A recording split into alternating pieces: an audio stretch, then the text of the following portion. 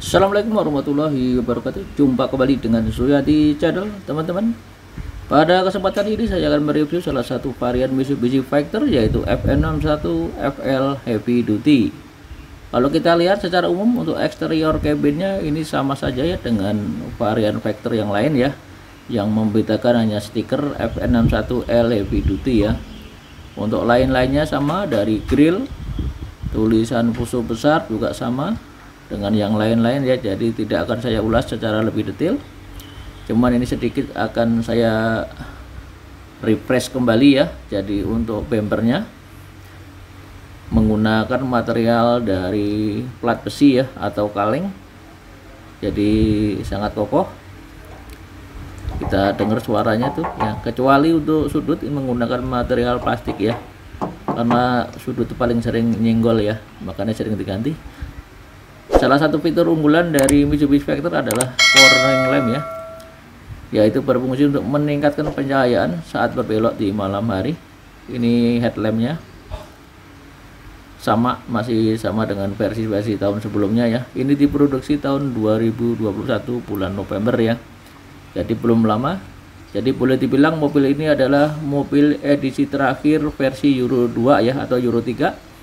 Karena nanti di bulan April harus sudah menerapkan standar Euro 4 sesuai regulasi dari pemerintah. Tapi tidak usah khawatir, mobil Mitsubishi Factor ini sudah mengusung mesin jenis common rail ya. Jadi tidak perlu mengganti mesin, hanya di-improve, ada improvement perangkat untuk standar Euro 4 ya, seperti EGR, VNT, DOC dan lain sebagainya ya. Jadi tidak terlalu sulit. Ini snorkel posisi di sebelah kanan, posisi sangat tinggi ya, besar. Jadi untuk menjamin udara yang dihisap bersih. Sudah dilengkapi dengan dash indikator ya, untuk mempermudah mengecek kondisi filter udara ya, tanpa harus membuka rumah filter udaranya. Jadi salah satu teknologi yang lumayan maju ya dibandingkan dengan yang versi dulu-dulu. Menggunakan dua buah baterai 12 volt kali 2 jadi 24 volt. Ini dryer untuk menyaring kandungan air ya sebelum masuk ke tangki udara ya, untuk menjamin biar tidak korosi. Jadi mobil ini menggunakan rem air over hidrolik ya, jadi kombinasi udara dan hidrolis ya, jadi masih ada minyak, masih ada angin ya. Ini tangki udara ya, ini minyak rem. Jadi minyak rem nanti disalurkan ya melalui pipa ini ke tromol roda belakang ya. Jadi untuk sasisnya Mitsubishi Factor ini kelingan ada di sisi samping ya. Jadi untuk sisi atas ini bersih, mulus, tidak ada yang nonjol ya. Kita lihat sekarang untuk profil ban ya, menggunakan ban gajah tunggal dengan ukuran 1100 20 16 play rating ya. Untuk baut setutnya ada 8 ya. Nanti di versi Euro 4 informasinya sudah menggunakan 10 baut ya. Ini suspensi belakangnya teman-teman, bisa kita lihat ada 1 2 3 4 5 6 7 8 9 10 ya. Ada 10 lembar bekas daun. Jadi mobil ini berpenggerak 6x2 ya, bukan 6x4. Untuk final gear rasionya ini 6.166 ya, lumayan besar ya, jadi jago di tanjakan. Mesinnya juga besar, 270 PS ya. Kita lihat dari sisi belakang, warna kuning lampu sen, yang merah lampu rem atau lampu stop, yang putih lampu mundur ya. Ini kamera mundur ya, bawaan dari pabrik ya. Untuk ketebalan dari sasis ini 8 mili ya, dan sudah dilakop sisi luarnya sepanjang sasis ya. Jadi untuk tangki bahan bakar kapasitas 200 liter ya teman-teman ya, sudah bisa diisi oleh biodiesel B20 maupun B30 ya.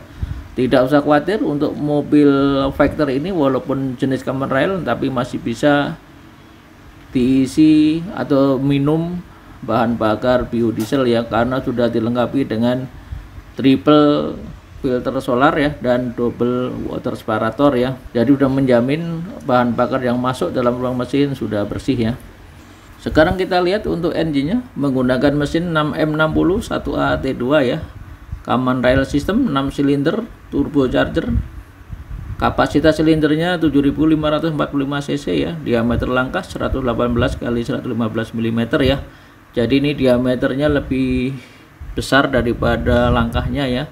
Makanya disebut overbore. Kelemahannya overbore adalah torsinya kurang besar ya jika dibandingkan dengan yang overstroke ya. Daya maksimum 270 PS ya di 2600 rpm. Torsi maksimum 80 kgm di 1400 rpm ya. Jadi mesin Common Rail ini masih digunakan kembali untuk versi Euro 4-nya ya. Jadi memang ada improvement di sistem Common Rail ya untuk meningkatkan torsi di putaran yang rendah.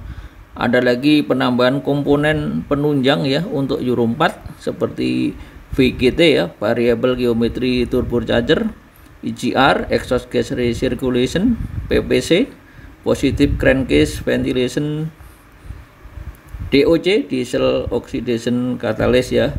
Semua itu ditujukan untuk mengurangi emisi gas buang ya, supaya bisa memenuhi ambang batas emisi gas buang yang sudah ditentukan oleh regulasi ya. Teman-teman, kita langsung lihat interior cabin dari Mitsubishi Factor ya. Pertama-tama kita lihat dulu untuk jok pengemudi. Sudah menggunakan air seat suspension ya, jadi udah lebih nyaman. Sudah ada pengaturan ketinggian, pengaturan sudut rebahan, bisa sliding maju mundur ya. Nah, sekarang saya berada di dalam cabin ya. Kita lihat dulu pertama untuk layoutnya ya.